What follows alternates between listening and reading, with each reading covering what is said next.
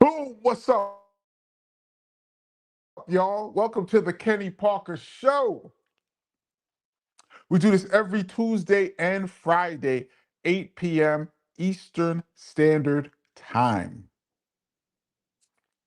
Spook Realm 4Q, you are first in the building this week. Um, Please, if you get a chance, hit the like button. It helps the algorithm and it helps like-minded people find the channel. Please, if you get a chance, please hit the like button. And if you don't have the book, please pick up the book. My brother's name is Kenny. The link is in the description below, and the audio book is weeks away. And big up to the Rewind crew who's going to check this out later on. Yes, Floetry One, what up?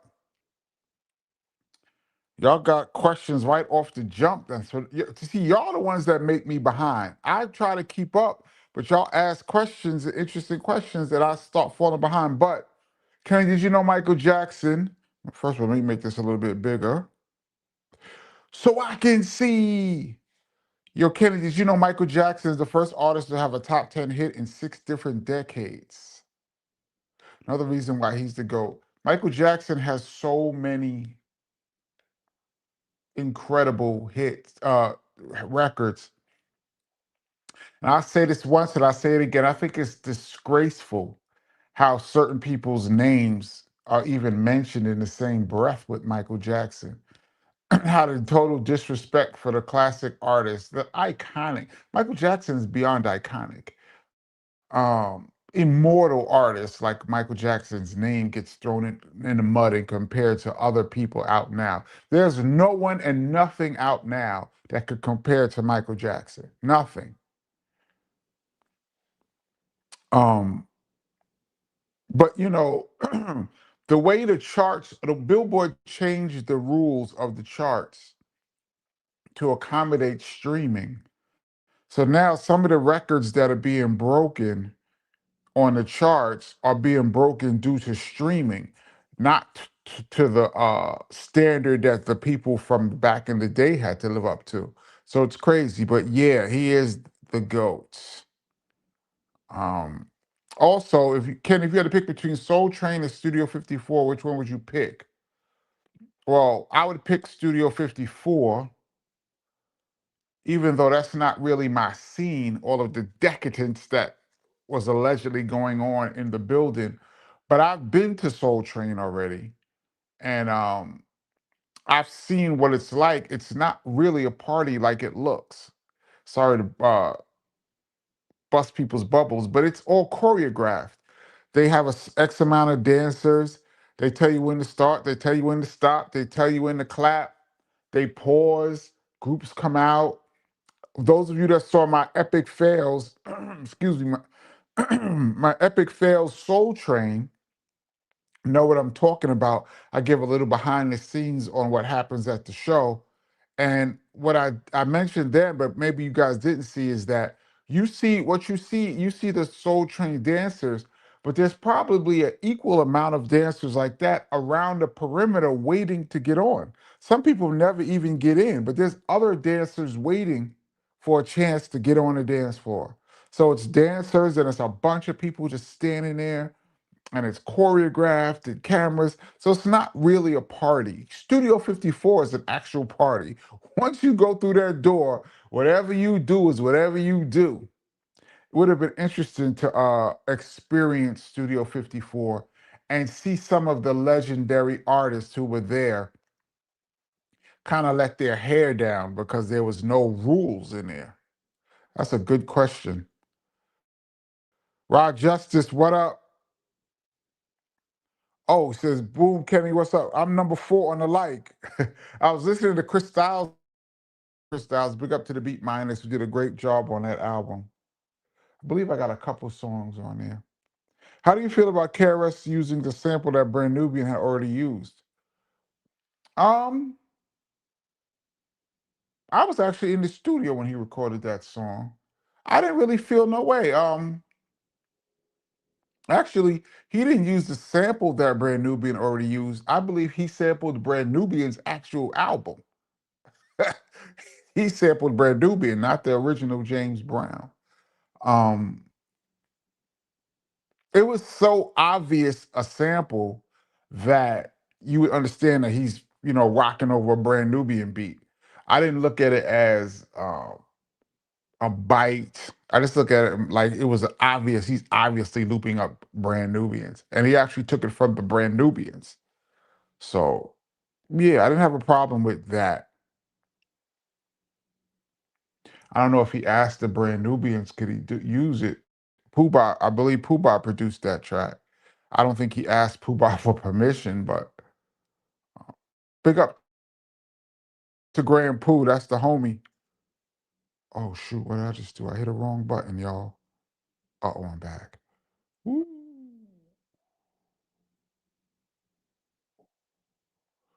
Corey Fletch says, I think the Isley Brothers had that record of hits in every decade before Michael Jackson. They had hits from the 1950s to 2000s.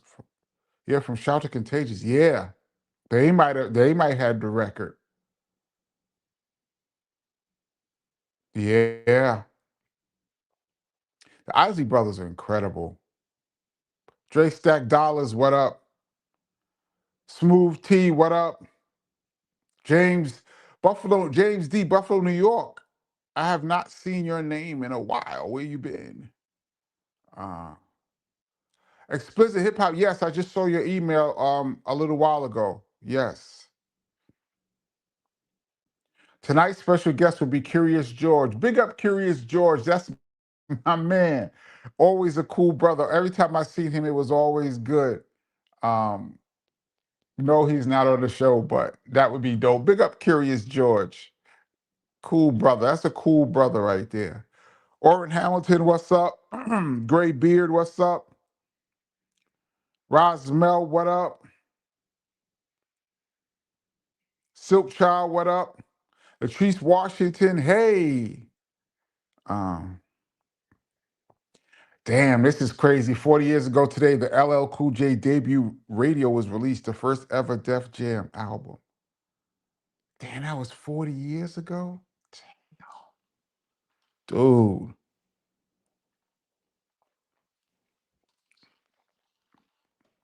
dude.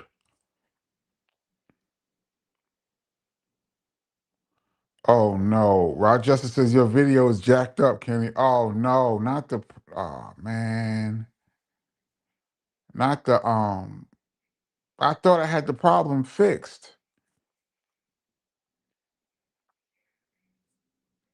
Oh, that would suck. Samuel Gervais, what's up? Supreme Divine, what's up? Kashanti Che, favorite De La Soul songs ever. Wow. Wow. And you know what's funny? It's probably album cuts. Of course, wow, that first album I loved. I'm gonna go Buddy on that first album. The Buddy remix to me was so dope. Um, and the original, but the Buddy remix, um, Pass the Peas, uh, Oodles of O's on the second album. That De La Soul Dead album was incredible. Oodles of O's was dope. Baseball was dope. On Balloon Mind State, I loved Break of Dawn. Um, MIB is probably my favorite song on that album. Um, I love The Business with Common Sense. Plug Tuning was banging too. Yeah. Sweet Goldilocks, what's up? Jack Swagger, what up? Jermaine Brown, what up?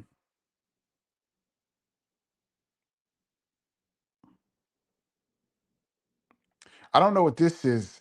Thoughts on KRS 1A? I don't know what that is. B-Boy Jones says Cam looking grainy again today for some reason. See, I'm in a I'm in the old spot. We did the show. On Friday, everything was cool, and now all of a sudden it's grainy again. I don't know, man. Maybe my phone is right. Let me move my phone over here and see what happens. I don't know, y'all. Ilroy the MC, what's up? Let me move a little quicker. Danelle Ladon Freeman, what's good? Yeah, I'm glad you people say the original names because I don't know. I'm lost in these names. Christopher Caldwell, what up?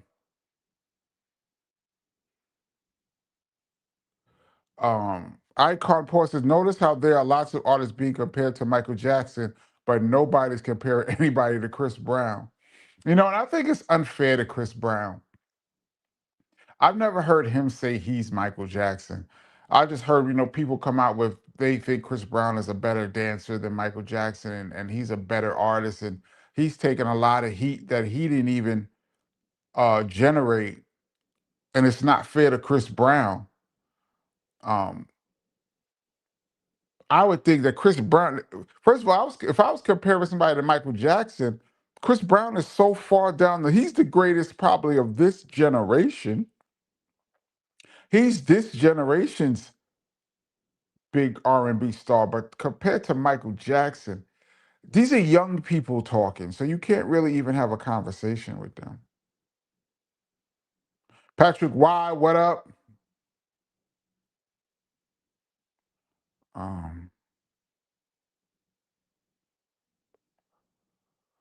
Beatline Bulletin, salute Kenny. As someone who helped shape the Boogie Down production sound, what's one behind the scenes moment with KRS One that you feel really defined the direction of hip hop at that time? Oh, I absolutely The Bridge Is Over. I think The Bridge Is Over song changed the game. And if you don't have the book, get the book. I go into great detail about my behind the scenes, the build up to that song, how I first heard it, my conversation with KRS before it came out. Um, but absolutely, The Bridge Is Over is one of a small group of game changing songs. And we've had this conversation on this channel before, and it's pretty controversial what I consider game changing and what other people consider game changing. But The Bridge Is Over, first of all, that album, Criminal Minded, but the song The Bridge Is Over is one of those moments that changed the direction of hip hop. Jason Wall says Curtis Blow, the first rapper to appear on Soul Train, which is amazing because Don Cornelius allegedly didn't really like rap.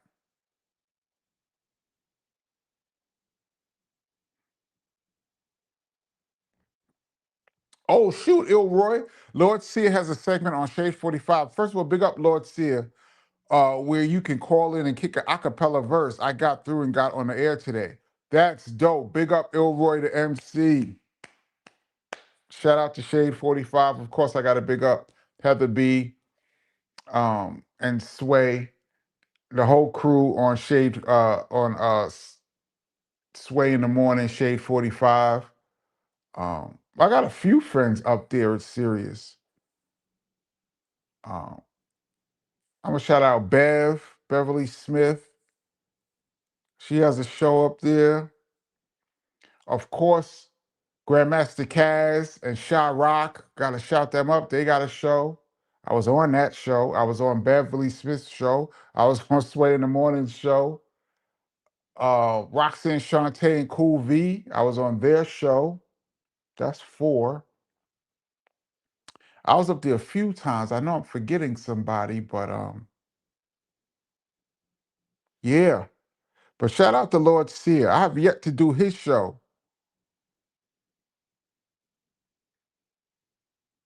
Um, China Doll, my girl Cynthia, what's up? Peace and blessings.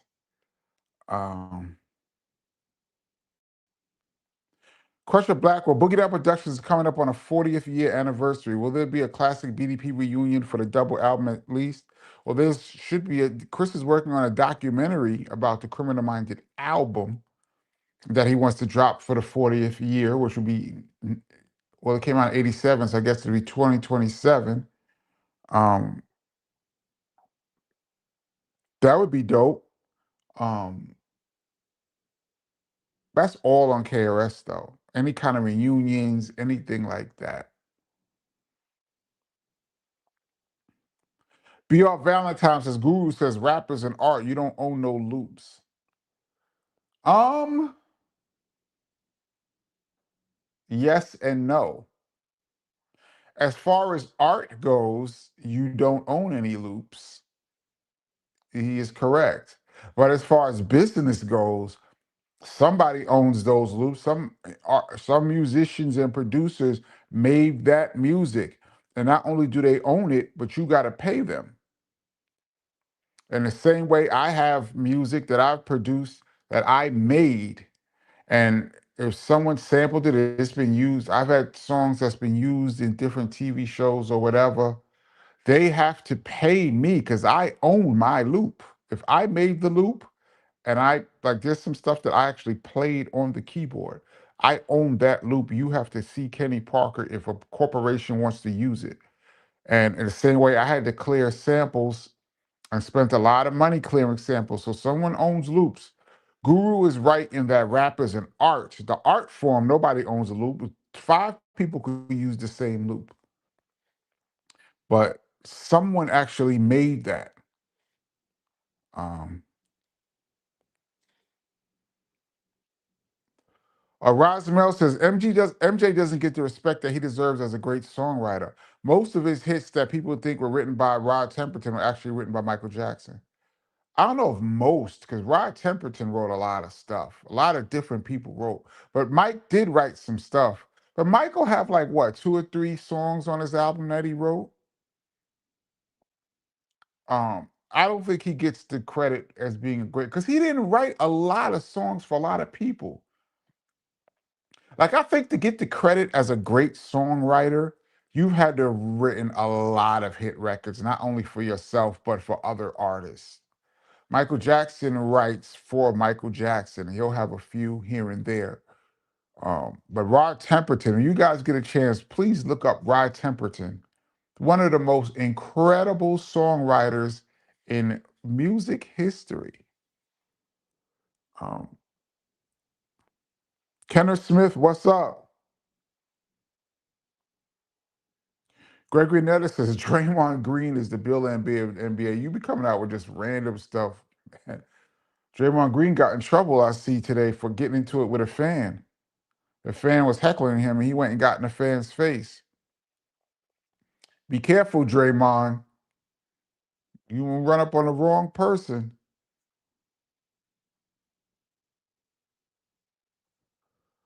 Rod Justice says, every time I create a beat with a sample that I discovered was sampled by someone else, I scrap the beat. I've done that a numerous amount of times, especially back in the day when everyone was trying to come up with a new sample.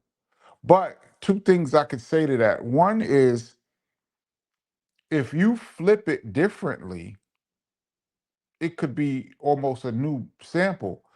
A artist once told me that he uses this as a gauge, which I don't know if it's true, but he told me this. He said, if somebody plays a sample for you and you can't immediately tell what the song is, that the rap song that sampled it, you could use it again. I don't know if that definition holds, but um, yeah, if someone plays your sample, you can immediately can't say that's Pete Rock used that for that. If you can't immediately say that, then you can use it again. Because there's people that's flipped beats, especially when like two great producers find a song at the same time, um, and come out with it, um, and both of them work. But yeah, I understand what you're saying, Rochester, because I would not, I probably would not put out a sample if I know someone else had used it. Um, let's see. Oh, somebody, Rich Shot said, Rich Shot, what else is potholes in my lawn? When I first heard potholes in my lawn, I did not understand what he was talking about. Like, what do you mean potholes in my lawn? Like, they were speaking in code. So I'm like, what are they talking about? I know the beat was banging, but I was like, potholes. And then Miss Melody, rest in peace to Miss Melody, explained it to me that they were talking about people biting their rhymes and their style, leaving potholes in their lawn for when people bite their style. And that went right over my head. And then after I got the definition, I was still confused because I was like, who could bite De La Soul? You don't even know what they're saying half the time. You have to be each De La Soul song that I probably listened to it over 100 times. Each song that I liked, I would listen to it like 100 times just so I could understand what they're saying. So who, especially at that time, this is before the album even dropped, who was stealing their rhymes? That's a great question I would love to ask Paz. Who was stealing your rhymes in 88? Um, let's see. Tim Storm says that new Daylight joint is the package. Yes, I didn't get a chance to listen to it yet. Um, Jack Swagger says stakes is high. I like stakes is high too. This is random. Mark Keith Bankroll says, salute KP. You Are My Starship by Norman Connors, 1976 one hit wonder. Y'all know I don't use that term one hit wonder. Norman Connors was actually a great producer. If I'm correct, he produced Rolls Royce. All of them songs that Rolls Royce did, I'm Going Down and I Want to Get Next to You and Car Wash and all that. Norman Connors was behind all of that. Um, if I recall. Um, but I remember when You Are My Starship was out, I was a little kid, little kid, and I remember that song being funny to me because it was like, you are like a spaceship. I understood like you are my spaceship taking you to the stars. Like for me, I related to that for some reason as a little kid. I actually used to like that song as a kid. I thought it was funny. Uh, Jack Swagger says, I think the picture looks decent right now. Yeah, I don't know what. Patrick Sargent says, great stream quality tonight. And somebody else just said it was blurry, so I don't know. Uh,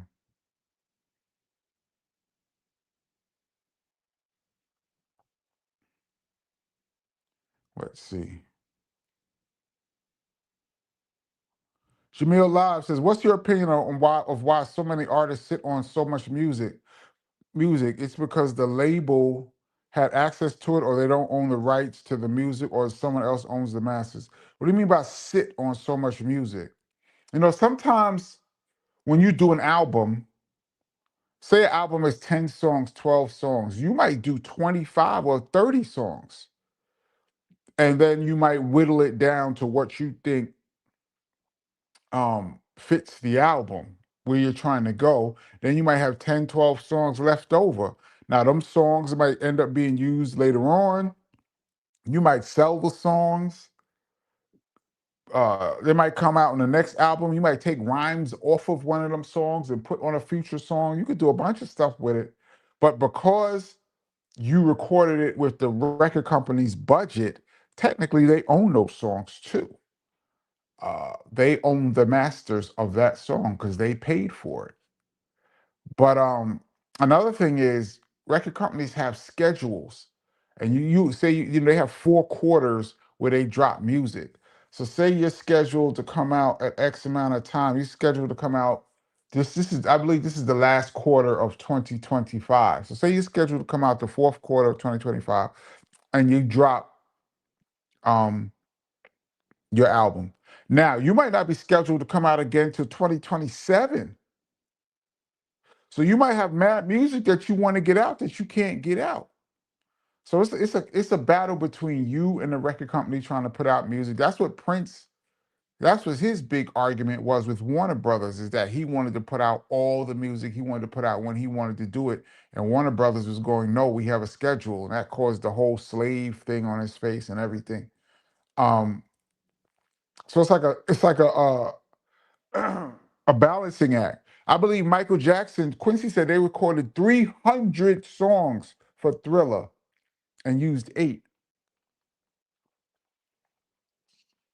300. Imagine thinking you was gonna be on Thriller and then you wasn't. Damn. Jason Wall says, I love the De La Souls, the De La song where they sample Hall and Notes. Oh, how can I forget? That's probably my favorite song. I know I love you better. Or was that Steely Dan? That was Steely Dan. Um, um, shit, I can't remember the original record. I listened to that song too. Do do do do do do do. It'll come to me. That's my favorite De La Soul song of all of them. I know, which I've never got to see them perform. Yes, I know I love you better. As a matter of fact, I didn't even know at that time when that album came out, I had never heard the Steely Dan version, the original. And after hearing that song, I went back and found the original Steely Dan record, which has become one of my favorite records ever. Peg is what it's called. Peg, Peg by Steely Dan. I had never heard Peg or didn't remember Peg. And when De La sampled it, I went back and found Peg. Well, the Hall and Oates sample is Say No Go, which is another great, great record for them. De La Soul is incredible, man.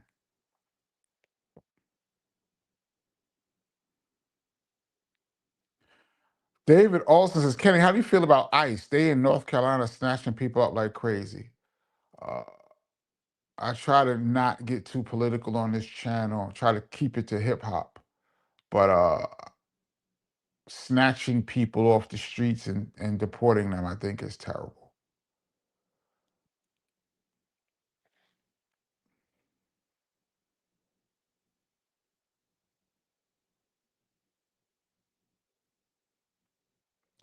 Oh, Charles 13X says, they down south podcasters is out of pocket talking blasphemous on KRS name. There's a lot of down south people that just talk blasphemous on New York for no reason. I don't know. It's not gonna um I don't think it's gonna affect KRS one way or the other. Uh just so much disconnect in the music, man. So much disconnect. Kenny crash out on that podcaster from Atlanta talking crazy. I have not heard. I have no idea what he said. I have no idea what he said. Um, Patrick McLean, what's up? DJ Richie Ruckus, what up? Roxanne got a show. Yeah, I was on Roxanne's show with um with Cool V, and we talked a little bit about her battle, her conflict with KRS. Mr. York. KP, what sneakers did the team wear when you played for the Rail Splitters? When I played in high school, teams didn't have one sneaker. There were no sneaker deals or no sneaker sponsorships or anything like that. You had whatever sneakers your mama bought you. Um, when I was in high school, canvas Converses was we used to rock in Chuck Taylors. And then I had some Dr. J Converses um, in high school. I had some Dr. J Converses, and I had some ponies too. Remember ponies? I think Clyde Frazier had a pony deal. I had some ponies. CMC, thank you so much once again. Each week you are the man. Salute KP. What about the AOI series albums, especially the song Shaka Khan off the AOI did? Yeah, I liked all of that stuff too. I was just thinking about the original stuff that got me into De La Soul.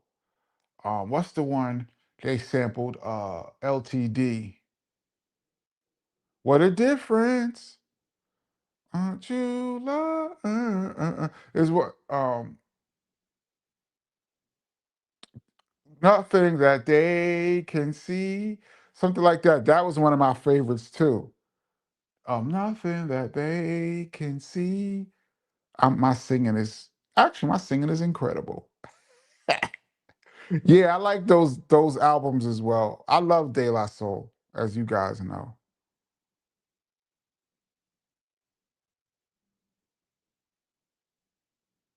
Um,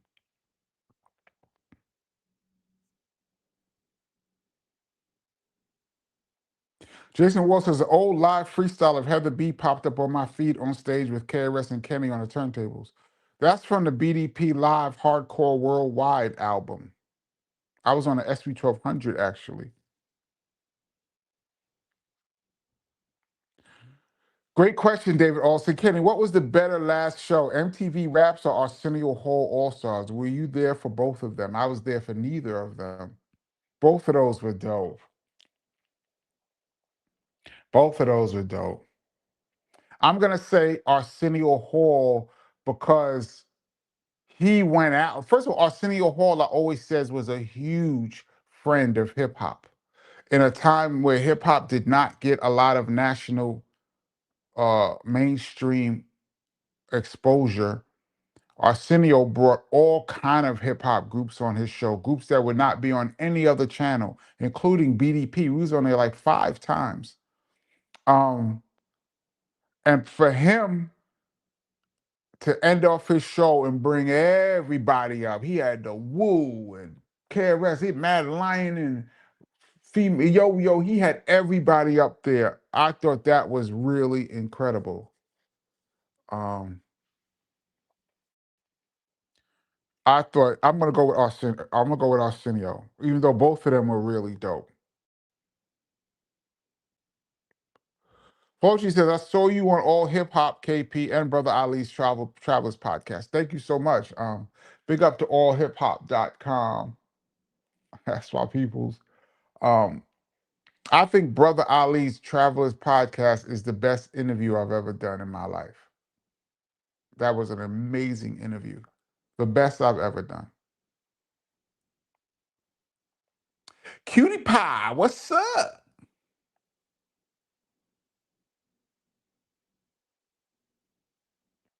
Charles says, I think what Guru meant is anybody can have a crack at it, but it's about who flips it better. I agree with that. I'm pretty sure that's what he meant, but I just wanted to add in there that no, someone does own those loops. Trust me, I have paid. Um, I have paid. People Jones says, Kenny, did you see Wemby mix it up with Draymond? Yes, I did. I'm not a fan of Draymond Green. Now he's out a few weeks with an injury. I think Draymond Green is a tough guy in an era where there's not that many tough guys, and the rules don't allow anyone to really get down like that. So he pushes the rules. I think he's borderline dirty. And I would have loved to seen Draymond Green in the era of Barkley and Oakley and Anthony Mason, Patrick Ewing, Karl Malone, The Dream, Elijah Wan, Xavier McDaniel, Mad Max. Like there was some real tough guys, Latrell Sprewell. There was some real tough guys in the league. Even going back to like Maurice Lucas and those guys. And there was time like there was all out brawls in the NBA. And of course, David Stern cleaned up the game, which I agree with that. You can't have people fighting. But now, even if you throw a punch and it doesn't even land, you get a suspension. Throwing a punch is a suspension in the NBA. Matter of fact, what was considered a hard play or foul is now a flagrant two in the NBA. And I think Draymond was trying to chump Wemby. Big up to the young boy who was like, you know what, hold this, and dunked on his head. Um, but of course, the problem with Wemby is he seems fragile. He's just so long. It just seems like there's more stuff to get hurt. And it seems like he can't stay on the court. But this injury stuff to the big stars is just frustrating. Wemby's hurt. Giannis just got a groin injury. That's a month. Um, LeBron is just coming back. Um, every big star that you want to see in the league, we're only a month, we're only 15 games in, and just about every big star has been hurt already. Steph Curry, everybody. It's like these injuries, it just seems like more people and more stars are injured now than when back in the day when I grew up. I remember Jordan used to play 82 games and the preseason and the playoffs all the way to the championship. Like Magic and Bird and Kareem, all them guys used to be there every week when they came on TV. Now everybody's hurt. I hope Wemby comes back. And that strain, that calf strain that he has, you got to be careful with that because if you come back too soon, those are kind of things that end up being an Achilles. Um, Corey Flood says Michael Jackson wrote Displaced Hotel, one of my favorites. Centipede, I didn't know he wrote Centipede.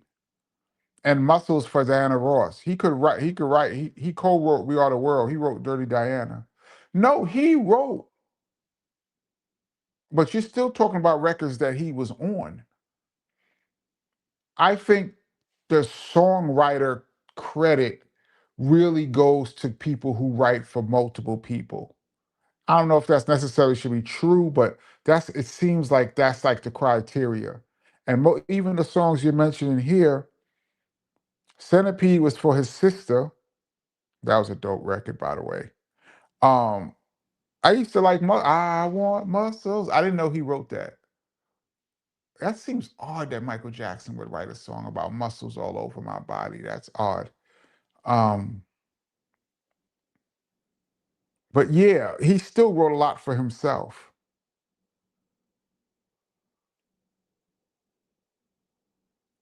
Flochi said it's hard to understand what Michael Jackson was like if he weren't around when he was at his peak. I agree with that, but there's so much footage. And if you look just right now, he still has the most expensive and most successful video of all time in Thriller. The most expensive and most successful video of all time. Like if you say Chris Brown, like if you say Chris Brown right now, what's your signature move? What's the Chris Brown move that everybody knows? He doesn't have a signature move. And he's a great dancer, by the way, a great artist. But compared to Mike, the moonwalk, everyone knows the moonwalk. And then he came with Thriller. And right now in 2025, you can go to any party in the world and you throw on Thriller, and there's some people that know all the choreography to the video. There's no one else like that. All of those Threlvik pus. I said, wow, Threlvik, what's the word I'm looking for? Pelvic thrust. I said Threlvik pus. Pelvic thrust that he used to do and all that stuff. Screaming with the hat and all that. Those are signature moves that no one else has. I believe this year his estate made the most money out of anybody. Like right now.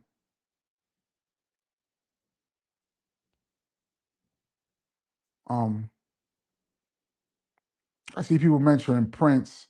Now he's up in that stratosphere. I wouldn't even put him over Mike, but talent wise, he's unmatched.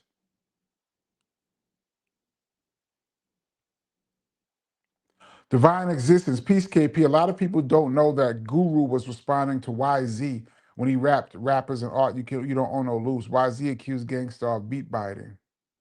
A word. Big up to YZ. He was cool. He took a shot at KRS too back in the day, and he was with X Clan. For those of you that saw my KRS One versus X Clan video, I know everybody here who's a regular saw it. I mentioned that why when we had the big meeting up in Bronx River to squash the beef, YZ came with X Clan. So he was rolling with them, and he came like, if anything's gonna pop off, he was with them. Interesting. Uh, Rod Justice says, I respect the producer more if I can't tell where the sample comes from. Me too. But it depends, because sometimes there's samples that I've heard after the fact, like I found the record, and you see that the record practically gave them everything that they needed. It was right there, everything. And which is cool. I don't have a problem with that. But it's like, okay, anyone could have, not anyone, but a lot of people could have made this beat had they had the record. But digging is another whole separate conversation. But then sometimes you hear a sample and you just hear they had this much of a record and made all of this. And you're like, wow, this dude really took this little sample, this little piece, and made magic out of it. And that what makes to me really tip my hat to certain producers is what you had to work with and what you did with it. Or in another vein, a guy like Dr. Dre, he'll take a sample that and he'll add so much other instrumentation on it. Kanye is good for that too. Adds so much other instrumentation on it that it makes it so much bigger. I respect that a lot. Um,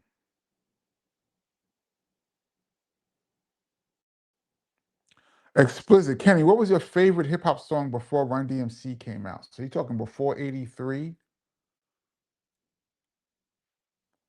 Where's my boy? Super Rhymes. Actually, two of them is on my wall. Super Rhymes, Jimmy Spicer. No, that's not. No, there. Super Rhymes, Jimmy Spicer, and Freedom, Grandmaster Flash and the Furious Five. As a matter of fact, in this picture, I'm holding my copy of Freedom, and Grandmaster Flash signed my copy of Freedom. An amazing moment for me. The little kid in me lost it. Flash is a cool homie, but like I always say on this channel, I cannot believe that I get to speak to some of the people that I idolized growing up. One of them being Flash. I can actually walk up on Grandmaster Flash and say, "What's up?" and have a conversation with him and say, after the conversation, "Oh, by the way, Flash, can you sign my Freedom?" And he tried to play me because he said, he was like, I didn't get no money off this record. And he was pissed. And then I caught him back and I said, "Yeah, Flash, I know because I read your autobiography." And then he said, "Oh, okay, okay." And then he signed it. So he tried to get me, but I got him back. And then when he saw that I bought his book and read the whole thing, then he was like, "Okay, cool."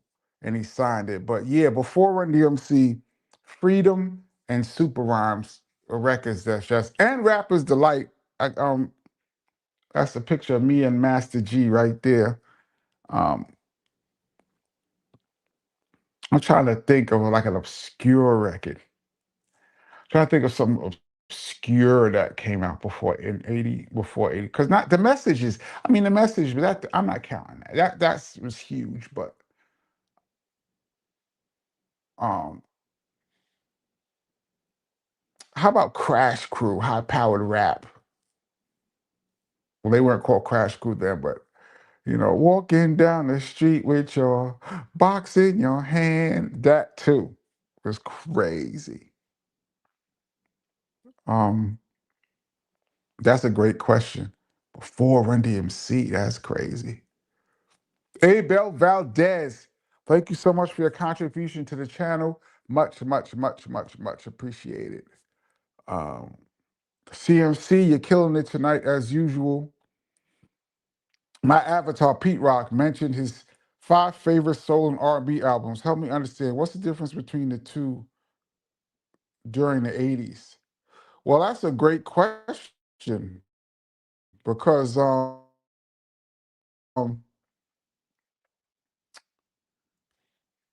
not really sure what Pete would mean by that. Because to me, in the 80s, it's almost like they stopped using the word soul and started using R&B. So when I think of like a soul album, I'm thinking more of 60s and 70s.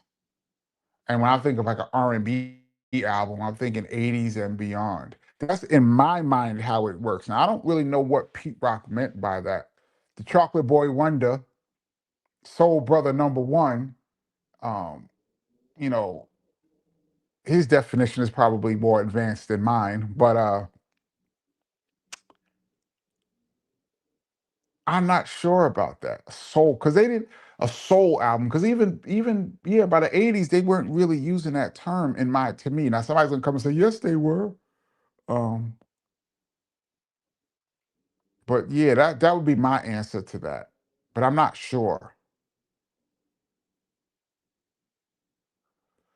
Supreme Divine says it got better when you moved your phone. Word? Was it the phone the whole time?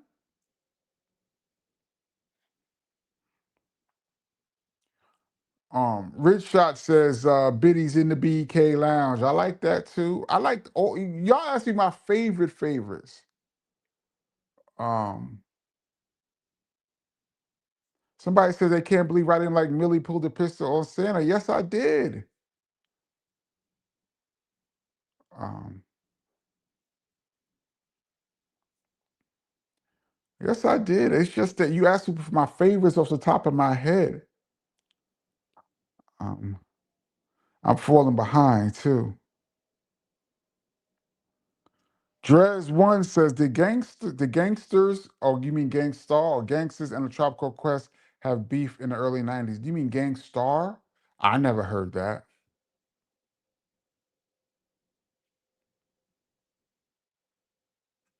Jackson like KP, what is the most you've paid for a sample and what was it since it's cleared? Heather B all Glocks down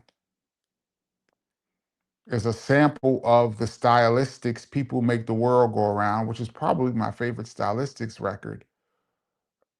We had to pay $5,000.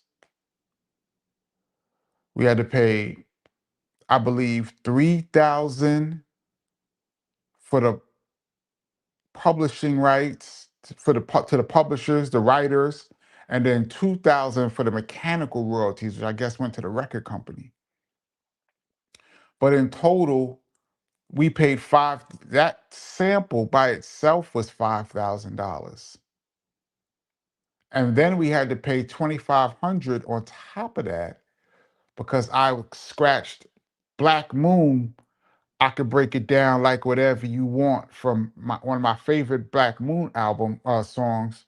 How many MCs must get dissed? I was cutting up. I could break it down like whatever you want. Nervous charged $2,500 for that. Now, looking back on it, I would have said myself, I could break it down like whatever you want and saved myself 25 or saved us the budget $2,500. I could have just said it myself. I could break it down like whatever you want. Or I could have switched it up a little bit.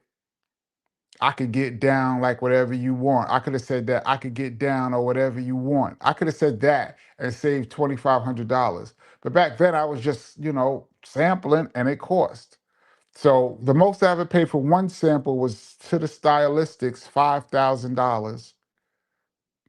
And then the 2,500. So that song sample clearance was $7,500. Everything else, like BDP stuff I did, I don't know. That was on KRS's budget, so he had to clear it. I wouldn't know what that was. Most everything else I sampled from Heather using Heather. We we played some stuff over because when that $5,000 when that 7,500 came up, for All Glocks Down. I remember her manager was furious with me. And her manager at the time was also a lawyer, didn't understand sampling. Like, why would you sample? It just costs money. And I'm saying, this is how hip hop records are made. And he's like, why don't you just play it over? And I'm like, well, yeah, but it might not sound the same. I want it to sound like this. And it was like a whole argument. So after that, we started playing things over and trying to save some money, which it ended up, if you get the right musicians, you can play stuff over and it sounds pretty dope. But that 7,500 was real, especially when the budget wasn't that huge. Um, B-Boy Jones says Rick Mahorn would have punched Drake. Rick, first of all, and Dennis Rodman. I see Dennis Rodman say, I would have ate that guy green for breakfast. That's what he said. He was talking about, they was talking about who was the best team ever. And, the Bulls, I believe, won 72 games, and then Golden State won 73 or something like that. And they were comparing, and Rodman was like, they was like, which team would have won? And he was like, we would have beat the Golden State. And then he said, first of all, I would have ate that guy green for breakfast. And you know what? Looking back at Dennis Rodman, at that, Draymond Green is an excellent player, a tough player, but Rodman is one of the most unique basketball players of all time. I think he would have ate Draymond for breakfast. And but yeah, there's quite a few people. First of all, Draymond wouldn't even have been acting like that in the 90s and the 80s. Jack Swagger says Draymond picks his victims carefully. Yeah, when that video came out of him punching Jordan Poole, Steve Kerr said that destroyed their team. He said when he hit Jordan Poole, the chemistry on the team was never the same. And they had to trade Jordan. Jordan Poole had to go after that because one of them had to go. That ruined the team. He stole on them too.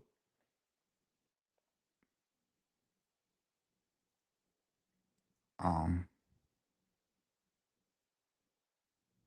let's see. Let me scroll down a little bit. I'm behind. We doing the Benny Doyle scroll down already.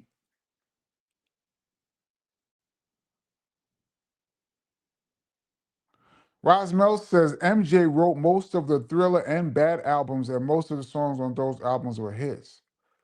Wait a minute. Rod Temperton wrote, I don't have the credits in front of me, but there was 8 songs on Thriller. And I believe Human Nature was written by one of the guys from Toto, I believe.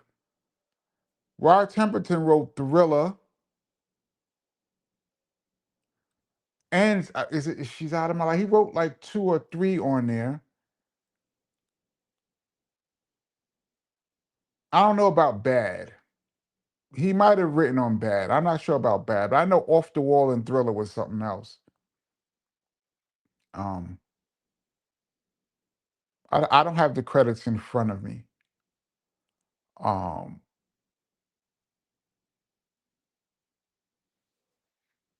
but once again, like I said, he wrote all these songs for himself, which is dope. But I would put it in another. Writing for someone else is different. Typo said he wasn't on I Want Muscles, so that was wrong. Yeah, I never heard that he wrote that, but that seems like an odd record for him to write, but who knows? It was a hit. Um,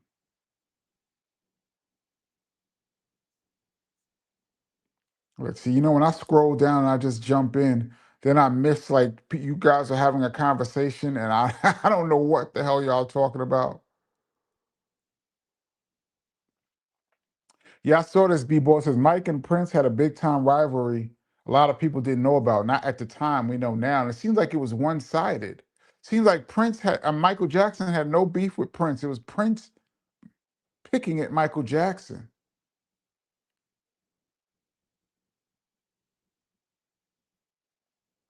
Michael Jackson Thriller is better than any song for the last decades. Yeah, well, you can't even compare songs like Thriller is some other different level of. Um, Jack Swagger says, Threlvik Puss, line of the day. Oh, man. I saw somebody, I missed the comment. Somebody said, Babyface is the greatest songwriter of all time. I don't know. He is great. He's had a lot of hits. And you talking R&B or all time? Because this guy's like Burt Bacharach. And we're talking about lyrics, right? Because Stevie wrote probably all of his records. Stevie, Prince wrote all his songs and others. Babyface is up there though for lyrics. That Jimmy Jam and Terry Lewis, I know they did music. Did they write lyrics too? Because they would be way up there. Corey Flood says, sorry, Babyface is not in the same class with Prince and Stevie. I can name even more better songwriters too. Well, it's not a lot, but I mean, it's just a matter of opinion. But yeah, I wouldn't put him up there with those guys.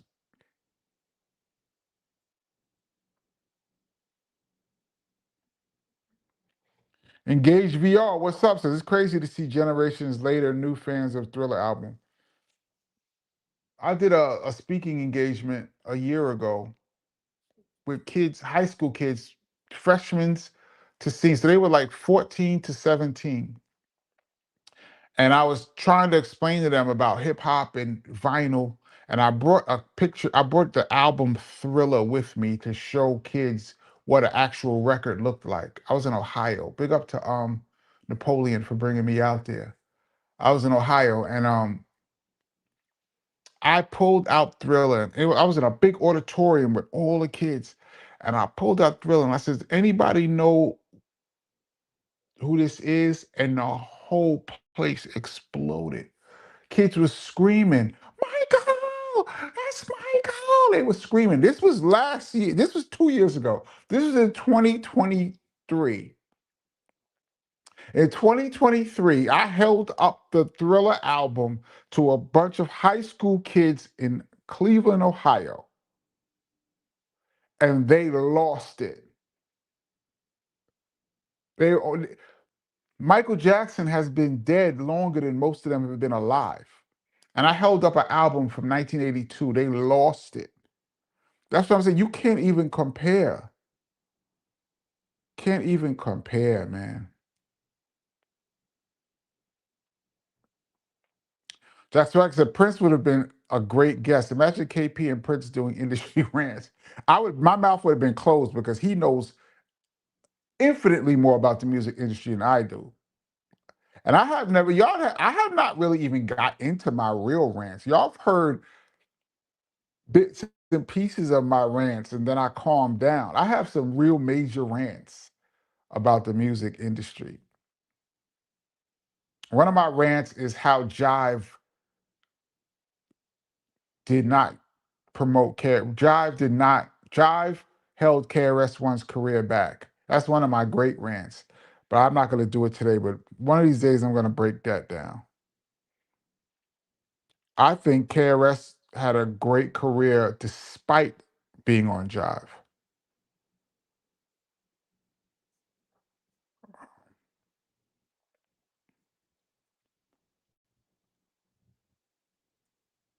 B-Boy Jones is the piece Havoc used for Shook One's Part 2, only he could have done. Yeah, Shook Ones is one of them records. When you see the breakdown, you're like, are you serious, Havoc? That's what he did with that. Crazy. Yeah. Markeith says Robin Roberts is bringing Roberta Flack's legendary story to the big screen. I am first one there to see that. Love Roberta Flack. I think I told this story. I was in Manhattan on 59th Street in Columbus Circle with my friend in a supermarket. There's like a big building complex, and there's a supermarket in the bottom. And we were in there getting some food, and then we were online, and Roberta Flack was standing right in front of me. And we were going, I think that's Roberta Flack. I think that's Roberta Flack. But I didn't say anything. I was too scared to speak to her. She was literally the next person in front of me, and I didn't say anything. And then we found out later on that Roberta Flack lived in that building on 59th Street, Columbus Circle. We was like, it was her. I should have spoke. But she just ran downstairs to get some food. And here I would have been all over her. uh,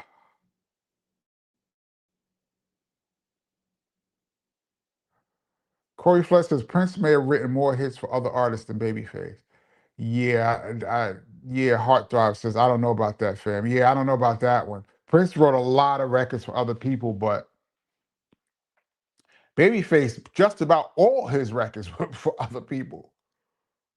Although Prince wrote, because he wrote all of the time, it's music, Vanity, Apollonia, Sheila E., Nothing Compares to You, Shaka Khan. Like, he wrote a lot of big records. Not as big as Babyface, but he's not far off of Babyface. But I would say Babyface wrote more.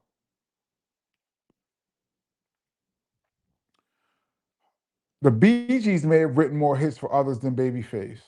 Woo! Possibly, possibly. Bee Gees had a run. Possibly. Wow, the Bee Gees.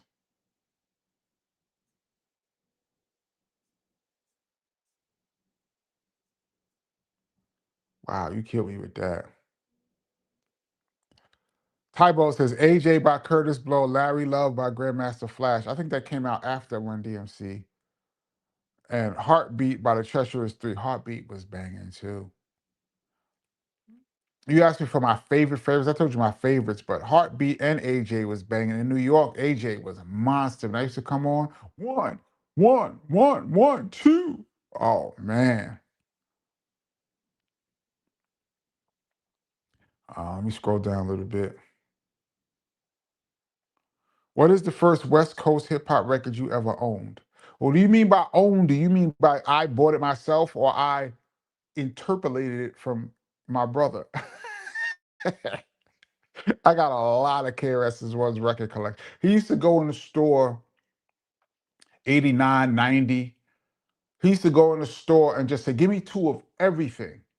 We used to just go in the store. It used to be a store called, I think it was called Record Music Factory on 42nd Street. And he used to live on 34th Street. So we used to walk from 34th Street up to 42nd, and we go in the store, and he would just be, give me this. He would just buy everything. And then he moved, and he just called me one day and said, I'm bringing all the records to your house. He just dropped off thousands of records. All his records that he bought, records that he had got from Scott LaRock, some of those, because when Scott passed, his family gave KRS some of the records. He gave them to me. He just dropped he probably dropped like 3,000 records in my crib. So to answer your question, what's the first West Coast record I ever owned?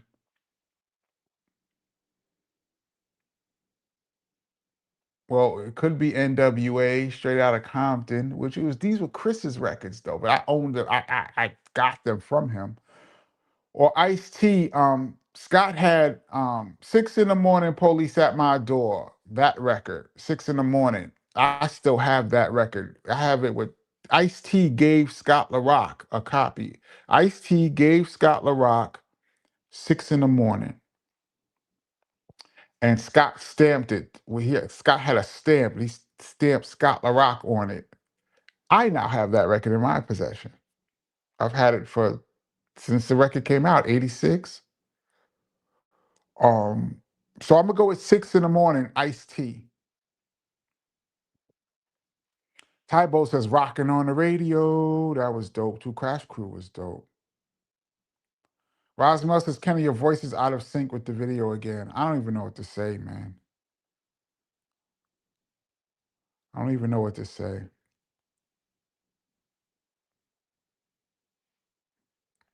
Bebo Jones says R&B brother number one doesn't sound as good as soul brother number one. Yeah. Uh,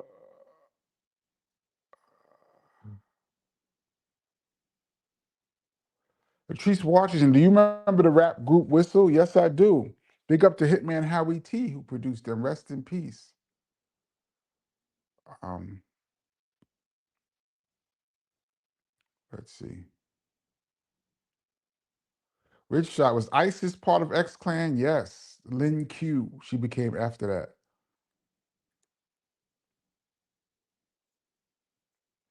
Kennard Roberts, KP, a lot of activists found their phone was tapped by the frequencies that was picked up in other electrical equipment. What if my phone is tapped and that's why I had it next to my computer and it's causing problems?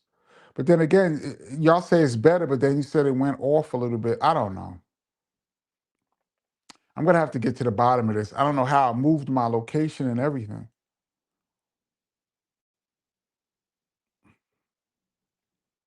Rosmel said they sampled KRS for how many MCs? Yeah, they sampled KRS, but when I went to sample them, I had to pay. Yeah.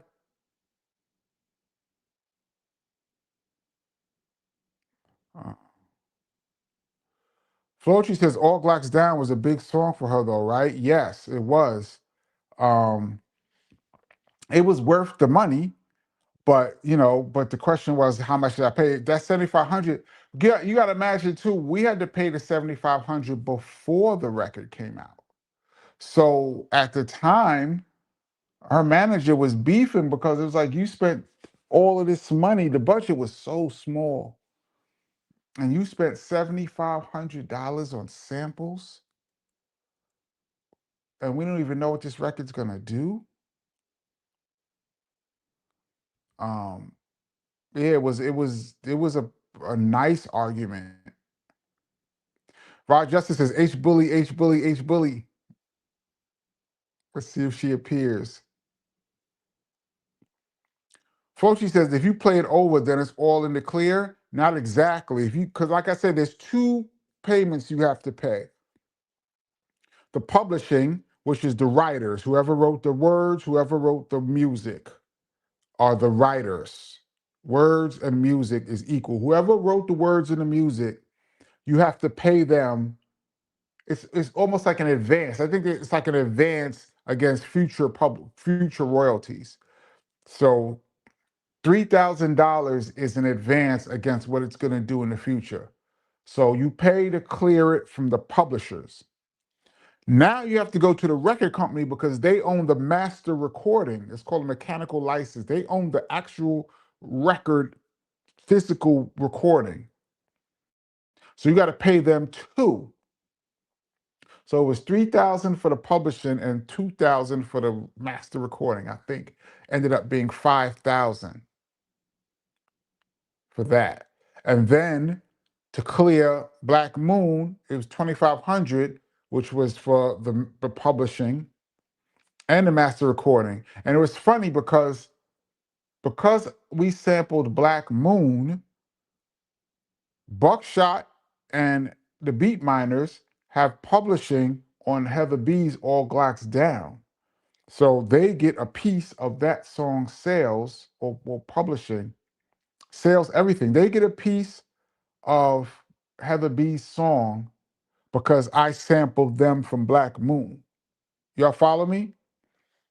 They're the writers on their Black Moon song. So because I sampled them here, they get publishing here too. So looking back on it, shout out to my brothers Black Moon. I love them. But looking back on it, I would have not used that. I would have probably still used the stylistics, but I would have not used that part, Black Moon. I would have personally said something there, or one of our peoples would have said something, and that would have been the end of it. Jack Swagger says, thank you for answering the sampling question. 7,500, so basically a couple of Miss Melody hats. Yeah. Or like three BDP suits or something. Um, Spook Realm says, I mean to be a mass hole. Big up to the mass holes. I gotta start saying that too. Big up mass holes. When I ask this, where the beats, KP? It's been weeks already. I can't hold out much longer. You killing us. Yeah, I've been just um you're right. I've been slipping on the beats. I was gonna put one out each week, and it's been like a month. I haven't dropped any beats. Um, and I said I was gonna do one for this weekend, but I didn't. So maybe I'll put one up in a few days. Um, I was trying to put up beats that didn't have samples, so that I could also put it on BeatStars. But I might put up some beats that have samples in it. I just can't put it on BeatStars, but I'll just put it up for you guys to listen to. Yeah, I think I'll do that.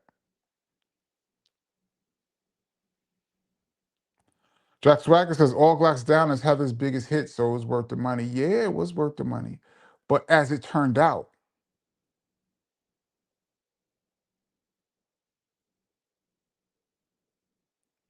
um, Def Rocker, did you see Wemby dunk on Green? Yeah, we talked about that a little while ago. Mr. York says Robin would have used psychology on Draymond, and Draymond ejected before the second quarter. Yeah, Robin would have been all in his head. Robin would have been all in his head, man. KB Play, the drums on All Glocks Down are some of the hardest drums I've ever heard. Thank you so much. I made those drums. And a couple of people have taken those drums and used them without my permission. I actually got in an argument with another rap group, a group you would know. I'm not gonna say their name, but a group that not only would you know, but they knew me, and they used the drums for All Glocks Down on their album. And I called them, and I was just like, "Yo, you could have just asked me. I would have gave you the disc, but you just, took it." And we got into like a little shouting match on the phone. It was whack. Um, but yeah, thank you. Charles X says that BDP plaque is fire. I don't see. Yeah, y'all can see all of it. I have an epic fail on here called Epic Fail Gold Plaques, and I tell a story about how I got this plaque. It's pretty funny. It's an epic fail.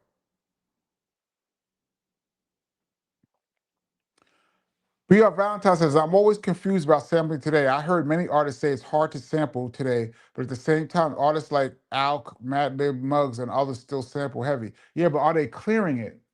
So a lot of these guys are doing independent projects. For independent, you take your chances. It's going to sell X amount of copies. A lot of times, the legal fees aren't even worth the amount of money you're going to get back to sue these people. So if you have an independent label, you could do whatever the hell you want. And if the record blows up out of nowhere and gets so big that you have to clear the sample, that's a good problem. Even though they're probably going to take all your money, but that's a good problem to have. But if you're a major artist that's signed, you can't just be sampled. You can sample anything you want. It's just that you're going to have to pay out the ass. And that's if they clear it. Many samples never got cleared. A lot of times you'll have a dope record and you'll give it to the original artist to get cleared, and they'll say no. I don't like the cursing, I don't like the lyrics, or just I don't like rap. Flochi said, dang, I just watched that pool video. That's cold. Yeah, man. The way Draymond stole on him was crazy. Jason Wallace says most of the hits off Thriller were written by MJ. Thriller was written by Temperton, according to Google. So Temperton only wrote one song on Thriller? I thought he wrote Baby Be Mine too. I gotta go back and look at that. I gotta go back and look at that.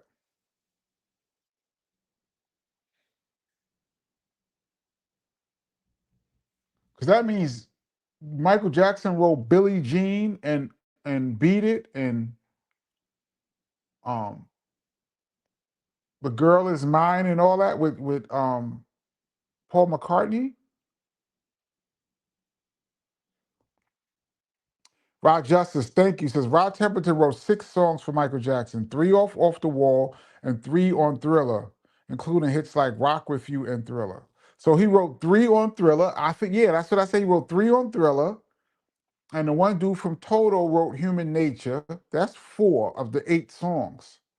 Now I don't know who wrote the other 4. Maybe Mike wrote the other 4. Um, but I'm not sure about that. But Rod Temperton was amazing, man. Corey Fletcher says Michael Jackson 100% wrote Muscles. That is weird to me.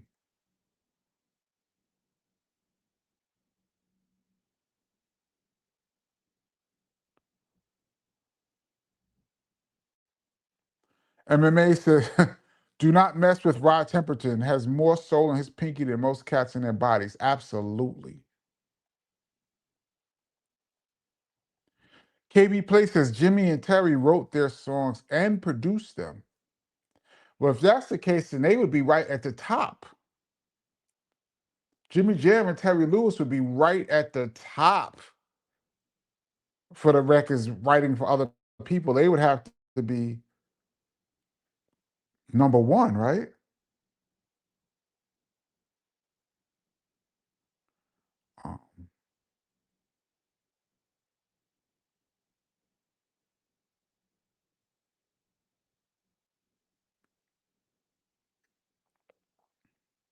Um, let's see.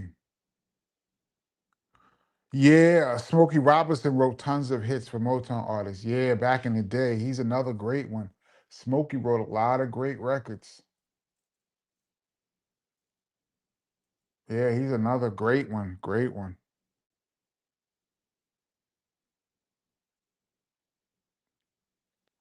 Let's see. When you say Napoleon, do you mean the guy from the Outlaws? No.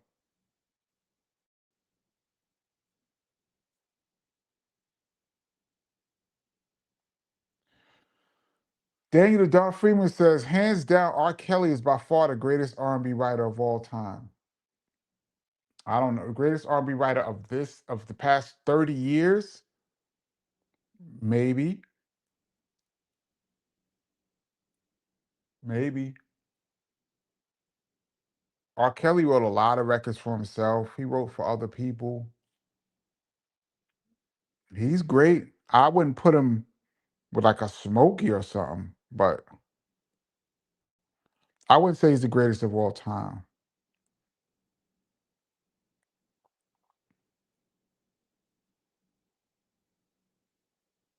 Um,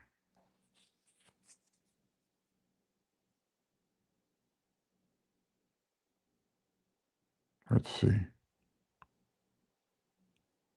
Uh, Babyface produced Rock Steady for the Whispers? I didn't know that.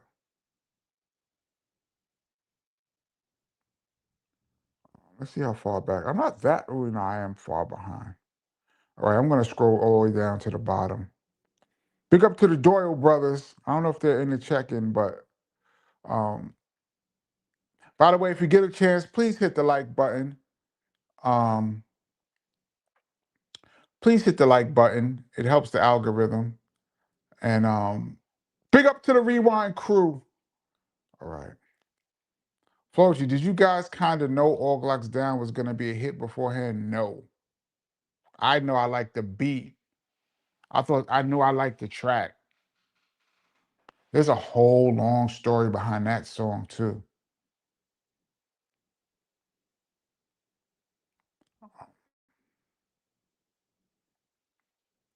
Def Rocker says there are a few commercials using rap song beats. I hope the artists are getting paid. Probably not. Y'all know we already if you're a regular on this channel, you know the artists are not getting any money.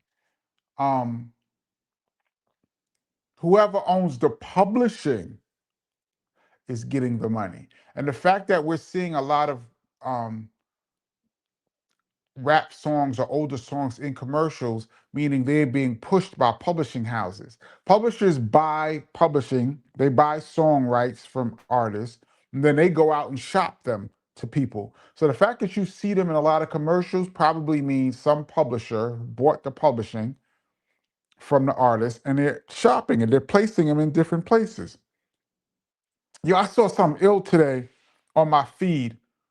You guys all know the song Kenny Burke, "Keep Rising to the Top," been sampled a million times. This one guy on YouTube broke down how that bass line, doo doo doom, doo doo doom, doom, doom, doo doom, doo doo doom, doom, doom, is very similar, almost identical to Rick James' "All Night Long" by the Mary Jane Girls. Doom, doo doo doo doom, doom, doom, doom, doo doom. And he says not only is it almost the same tempo and they use the same notes, but they also use the same flute sounds on top of it. It's almost like a remix. And he broke it down and then he said it's so similar that he had to get to the bottom of it. And he found an interview from Kenny Burke that says in 1982, they were working on the album with Keep Rising to the Top, and one of the producers was a friend of Rick James. And he said that this producer thought it was a great idea to play the Kenny Burke album for Rick James. And according to Kenny Burke, the next year, 1983, Mary Jane Girls All Night Long came out, sounding very similar to Keep Rising to the Top. So according to Kenny Burke, his man played "Keep Rising to the Top" for Rick James, and Rick James stole his beat. I've seen Rick James says that's a song that has made him millions of dollars. Like his two biggest songs that made him the most money was um, "You Can't Touch This," because Hammer sampled his song, and that made a lot of money. And because so many people, including "I'm Real" by J Lo, sampled "All Night Long" Mary Jane Girls, he said that song made him millions. And Kenny Burke is saying he believes that Rick James stole that song from him. Yo, the music business is crazy, man. I just saw that today. I thought it was pretty interesting. If you guys get a chance, check out. Some guy is breaking it down. Um, DJ Richie Rucker says those BDP leather suits were fly. Who made them? Well, the ones I came on BDP in '89, but before that, I believe the great Dapper Dan made those suits. As a matter of fact, I believe BDP was the first ever to rock a Dapper Dan suit on the cover of an album. But I know the Fat Boys used to rock Dapper Dan too, so I'm not sure if the Fat Boys did it first, but by the time I came along, '89, they had moved away from Dapper Dan. I remember Will had this other tailor up in Harlem that was making suits, and we had a couple suits made. I had two BDP suits made from this other tailor in Harlem. I guess he was the competitor um, of Dapper Dan. Oh man, them suits were dope though. You guys in here talking about cereal. Y'all be having some funny conversations on here. Uh, Bill Shapiro says, "Who took your drums? Expose them, Kenny." No, I'm not going to expose them. Um, but it was something. Charles 13 says, "Kenny, when you sample into the SP1200, do you clip all your samples?" I try not to. There were times when I was clipping samples with the meter going all the way up, and the engineer, my man Nodi Kato, was telling me not to do that. He said you can get right up to the level, but don't go over. So probably in the past I clipped samples, but I tried not to once I learned that.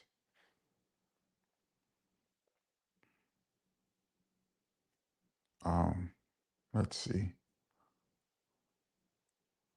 I'm still behind, man. B-Boy Jones says Paul's Boutique famously was a couple hundred grand worth of samples. Yeah, they sampled everybody. That must have been a headache.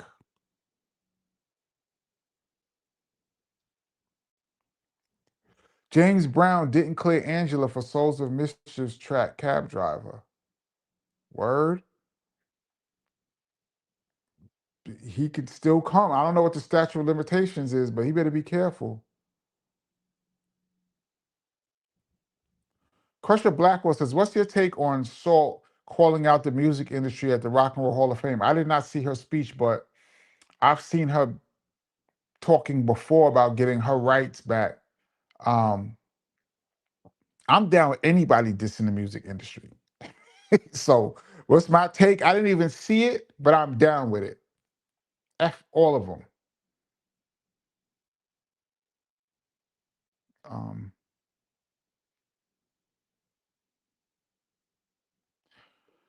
wow, best YT music playlist. Janet is by far the greatest Jackson ever to touch a microphone. I personally wouldn't agree with that, but she's great. I would have her at number two. That's just my personal.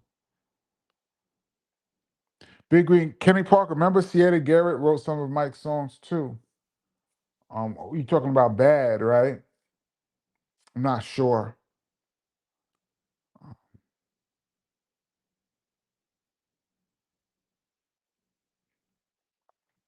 Crusher Blackwell, do you have a story on the making of Entertainment? I was only in the studio for a couple of those songs.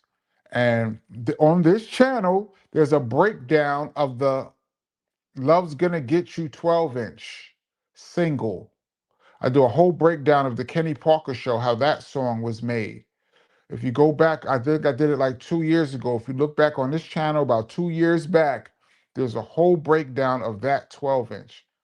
Love's Gonna Get You, the Kenny Parker show. I was in the studio for Love's Gonna Get You, but I was there for the mix. I didn't see Chris record it. And I was there for with D Nice goes, get off my diggy diggy diggy dig. I forgot the name of that song. I was there for that one. And D Nice produced another one too. You know the rules. I was there when D Nice did that. I was there for like 3 or 4 of them. Um, I'm like 10 minutes behind, y'all. I'm gonna KP, did you listen to Troop Spread My Wings? Yes, I did. I like that song.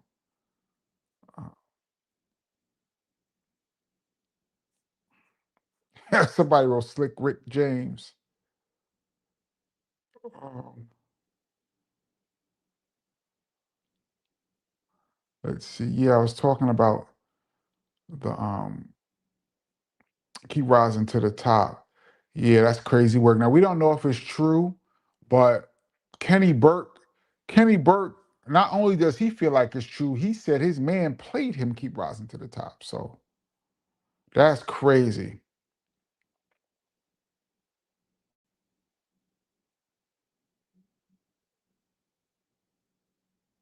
Um, Corey Flex says, Kenny, this happens a lot. Billie Jean is reworked into Billy Ocean, Caribbean Queen, Cool and the Gang, Celebration is Prince, I Want to Be Your Lover played backwards.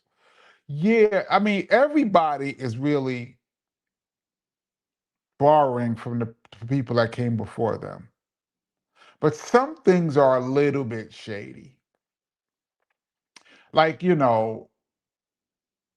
they said Michael Jackson told Hall and Oates. Hall and Oates said that Michael Jackson told him that Billie Jean's bass line was Michael Jackson trying to copy Hall and Oates. I can't go for that. So I can't go for that. Inspired Billie Jean. And I think it was Oates. Oates said that Michael Jackson told him that. Now I could see, you hearing somebody's stuff and you like, man, I want to make me something sound like that.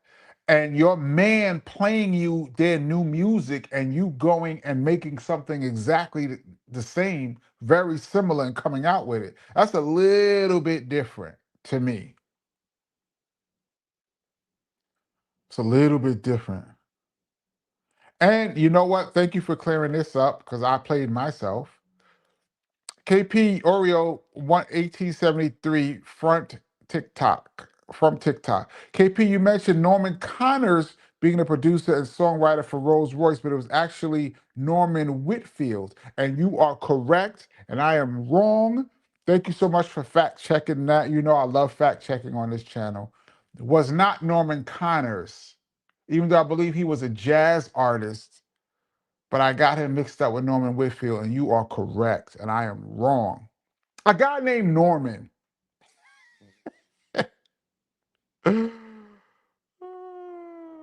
Oh man.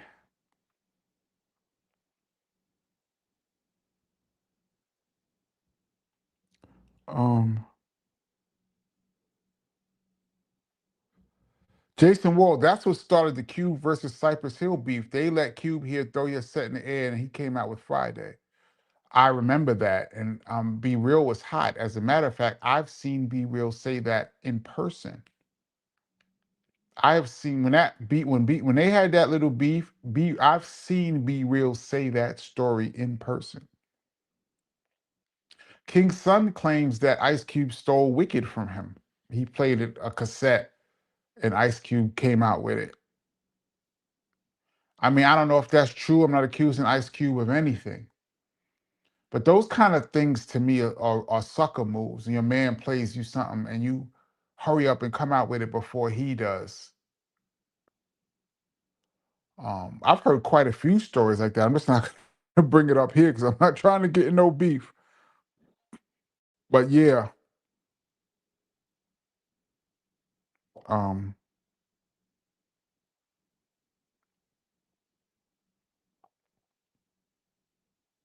JB says, what is your favorite BPM? Have you sped up or slowed down across the years? 90 BPM is my favorite BPM. 90 BPMs is my natural rhythm, I feel. My natural body movement is 90 BPMs. By the way, it's 9:32, which means we are in overtime. So we're gonna hang out for a little while. If you guys want to hang out, I'm gonna try to get. I'm gonna scroll. When we're in overtime, I scroll to the very bottom and uh, jump in from there. I'm at the very bottom now. Kenny, what's in that red cup? Water or papaya juice? Water.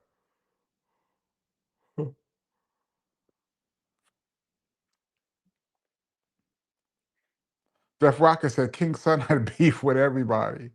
It seems that way. Dan Marasuti says that was the first time. The second time was with Cypress. I mean, I'm gonna say allegedly.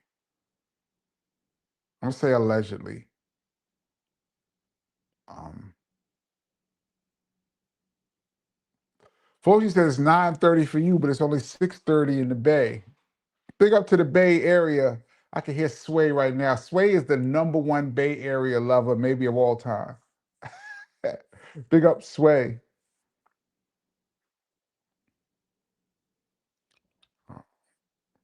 Dizzy says Wicked sucked. Wow.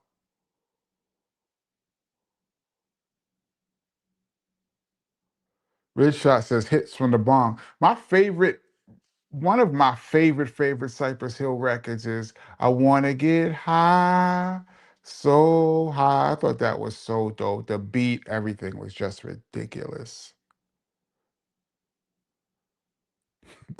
Wow. If King's Son spent as much time on music as he did on beef, he would have been as successful as Michael Jackson. Big up King's Son. That's my homie, man. Oh.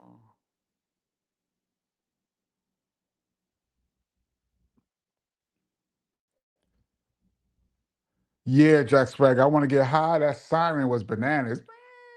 Big up Muggs. Muggs doesn't get mentioned enough. Muggs was ridiculous. Ridiculous, man. Uh, KP, you hesitated on that red cup answer. No, it's always water. Ajax says, when I'm DJing, 96 to 108 is my sweet spot.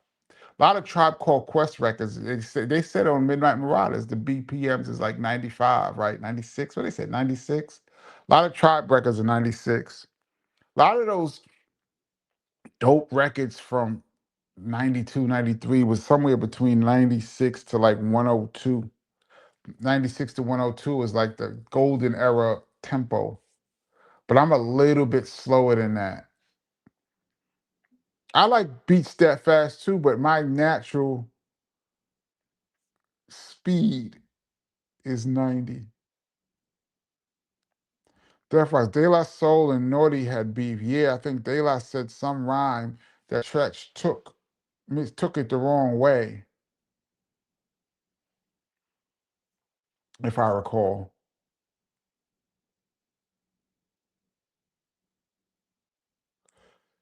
DJ KP, this font template you're using is dope. The font template, I changed it.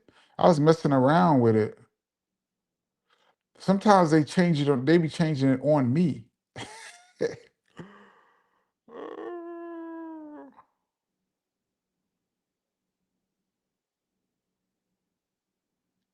um, People says DJ Muggs produces tons of records still. Yeah, he did a record with KRS. I was in the studio for that. Um,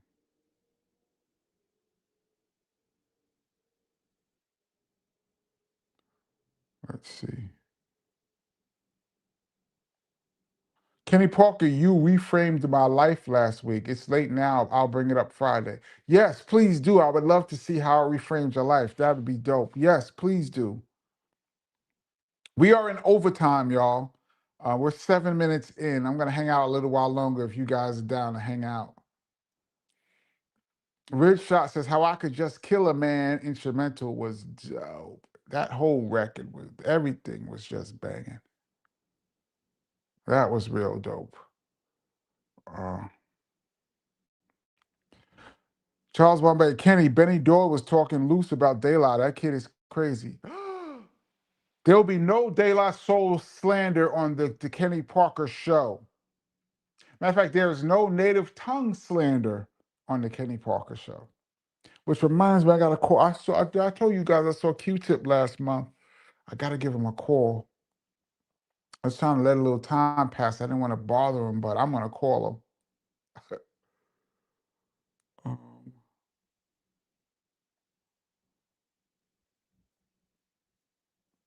Agent Giddy. Oh, I don't recognize that name. Are you Agent Gritty? Are you new to the channel? Says KRS and Just Ice. Dope, dope, dope, dope. Yes, they are. Shout out to Just Ice. If you're new to the channel, I did a whole interview with Just Ice last year, about a year and a half ago. Just Ice was a guest on the show, and we talked about everything. That is my brother, Just Ice, man. I love him. The first hip hop Debo. Oh man.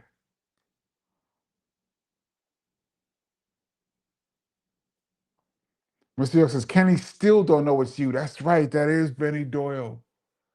Oh, Joe, I be getting the names mixed up, man. Flochi says, I just watched Q-Tip on Math Hoffa. Is that an old one? I saw one of them. Did he come back on? Bill Shapiro says, love this show. Love you too, Bill. I should leave it at that. All right, y'all. Peace. Bill said, no. Thank you so much, man. We're a little family here. Please hit the like button. So that we can bring like-minded people in here. But we are family here. We do this every Tuesday and Friday. Spook Realm says, Kenny, Dr. Charles Bombay is Benny Doyle. I keep forgetting, but you gotta say, Beck, I can't get these names together, man. Um, I know Benny Doyle, man. I don't know these other people. I know the Doyle brothers. I don't know who these other people are, man.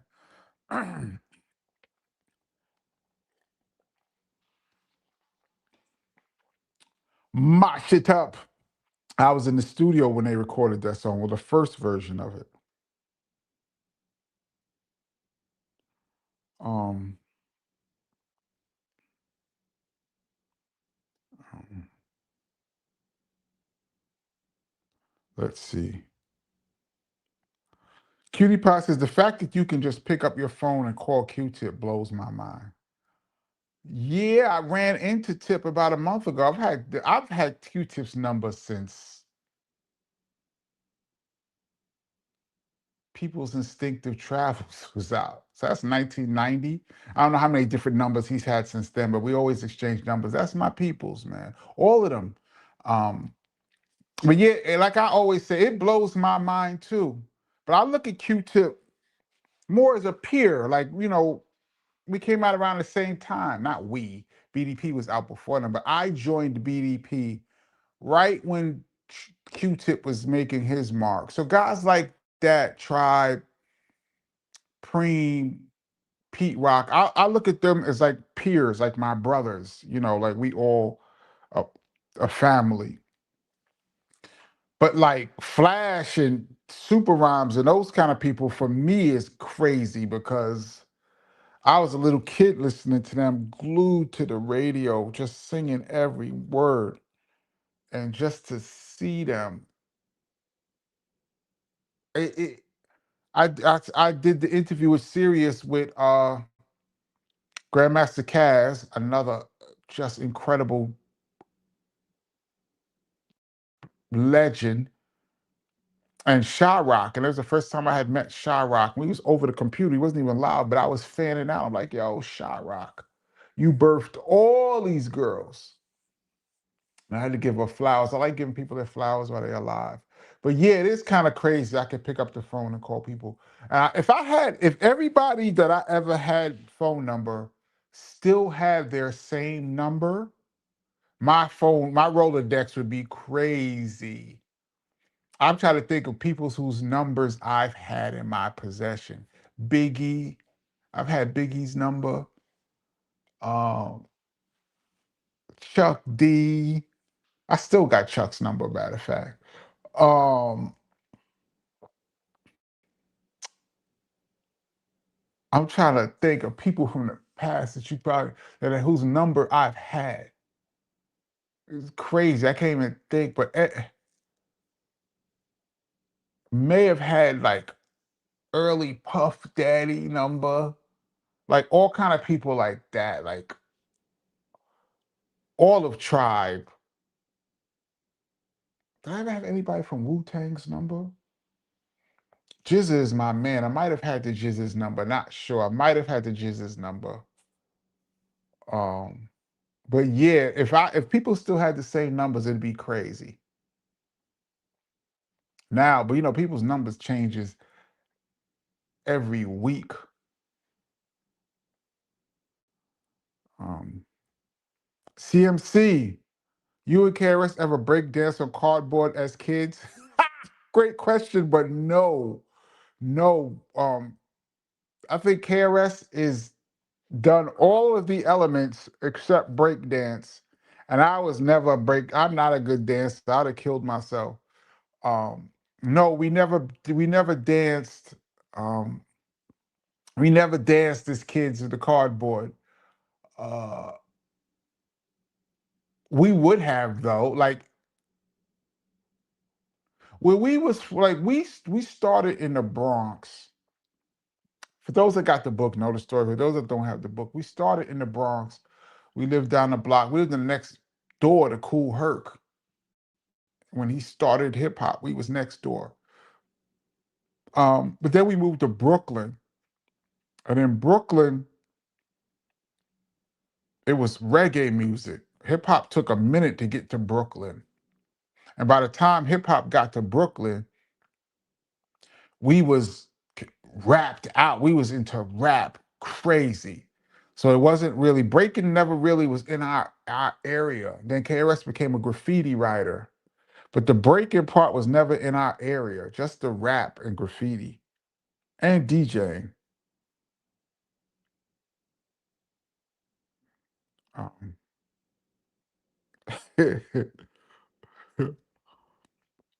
Benny Doyle said De La was whack.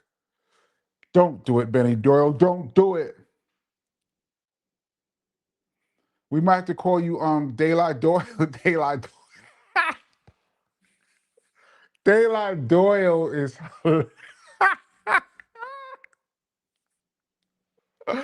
Daylight Doyle.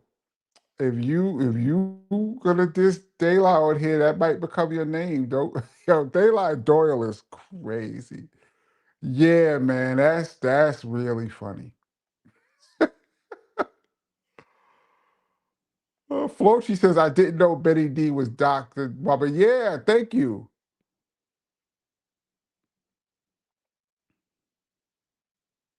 Oh, Typo says it's old math uploading old videos to get his views back up. Oh, okay.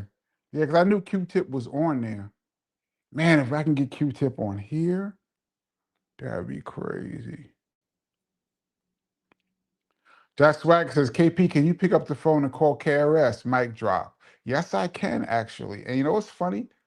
Chris used to have a number that would change every 2 weeks. He used to have like a burner phone for years. You have Chris's number today, and 2 weeks from now, you do not have his number. So you had to go through other means to catch up with him. But then he'd give you the new number, and that'd be cool for like 2, 3 weeks, and then it'd be over. But now his information has been pretty solid. Um, yeah, yes, I can pick up the phone and call KRS. B-Boy Jones says, do you have it under Q-Tip or John Davis or Kamal? I think I have it under Kamal, the abstract. Um, let's see.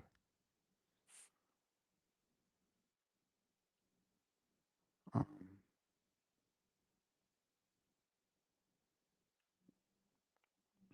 let's see. I'm scrolling down a little bit. We're deep in overtime right now. I'm gonna jump off soon, y'all. B-Boy Jones says, you old saying Rolodex. Yeah, I purposely use the word Rolodex. What y'all know about a Rolodex? Rosie Perez. Did I ever have Rosie Perez's number? No, but she used to come to a lot of BDP shows. I tell you whose number I did have. I did have Queen Latifah's number. I remember one time I ran into her in the supermarket in New Jersey. And everybody was bugging out. I was like, oh, this is around the time, just another day living in the hood. Around that time. Who you calling the bitch? You around that time, UNITY. So she was in the supermarket. Everybody was bugging, and we saw each other. It was like, yo, and I was like, you live around here? She was like, yeah, but she was kind of whispering, and she was like, let me give you my number, but she was kind of like, she didn't want nobody to see her writing the number down, but she did give me her number. I had her number, and I used to have Moni Love's number too. I think back in the day, I had Latifah's number. I had Moni Love's number. Yeah. I think I might have had everybody from Native Tongue's number at one point or another. Not the JBs. I never had anybody from the JBs number, if I recall. I had Pete Rock's number. I think I showed you guys the record that I had Pete Rock's number. I bought a Meters record, and I was coming from the store in New York, and I ran into Pete Rock. This is 1991. And I saw Pete. This is 92. And I saw Pete, and he wrote down his phone number and his beeper number on the record. And I still have that record with Pete Rock's number on it. I think I showed you guys this. If not, I'll show it to you on Friday. I still have his beeper number. Gregory Nettis, you gonna make me do my impression? All right, I'm gonna do my impression and I'm gonna get off. This is my Shaba impression that Gregory Nettis forced out of me. Last time I saw Shaba, he said, "We your brother." I never had Shava's number. Uh, Yo, Cutie Pie says you got Method Man's number. No, Cutie Pie do not have Meth's number. I've met Meth maybe once or twice. Um, he's real cool with Heather B. So maybe next time Heather comes on the show, you could ask Heather if she got the digits. That's funny. All right, I'm jumping off, y'all. Let me scroll back to the bottom. This is so funny. This is the kind of stuff that be having me dying, man. Um,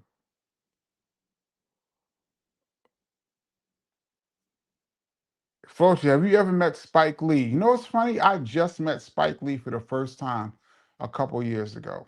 I've been in his presence many times, but he doesn't really know me or anything. But I was with KRS, and they're cool.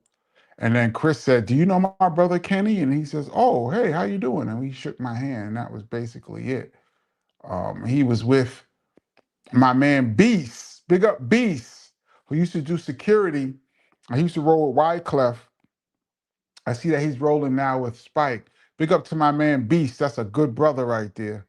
Um, Spike and Beast were together, and I was with Chris, and we met. This is like 2 years ago. I've probably seen Spike Lee like 10 times, but this is the first time I ever was introduced. All right, I'm getting off. MMA says, laugh out loud supermarket stories. Yes, I saw Queen Latifah in the supermarket. Floetry, Moni Love, did you call her? I can't remember. Probably this was what year was that? Because we just spoke to like, yo, give me a call. I was like, yeah, I forgot what it was. Maybe it was for Beats or something. Um, I don't remember if I called. Um, B-Boy Jones says I definitely would have been trying to holler at Moni. Big up my girl Moni Love, man. She just got married recently. Congratulations. Yeah, CMC says married. Yeah, Moni just got married. Yo, Rod Justice says Method Man is not a nice person. Wow. Tell us more. Might have to figure. We might have to get an update on this on Friday. Um, yeah, Friday we might have to get. Why y'all shouting out H Bully? Did she come in the comments section? Um, yeah, we might have to get an update on that. Why is um Method Man not nice? Oren says, "Yo, Kenny, do you still rap with D Nice?" That's my man. I haven't spoken to him in a while, but that's my brother forever. Um, all right, I'm jumping off. Jack Sparks says epic fail featuring Rod Justice.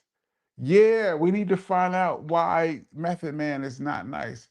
You know what? It'd be funny just to hear some of you guys' stories if you ever ran into a celebrity that wasn't nice. What happened? I would love to hear that. Uh, that'd be interesting. Big up to Daylight Doyle. We're getting out of here. Um, this is the Kenny Parker Show. God willing, I'll see you guys on Friday, 8 p.m. Um, yeah. All right, I'm gonna jump off, and this has been a funny show actually. Big up to the Rewind crew. Um, and that's it. We out of here, y'all. All right, peace.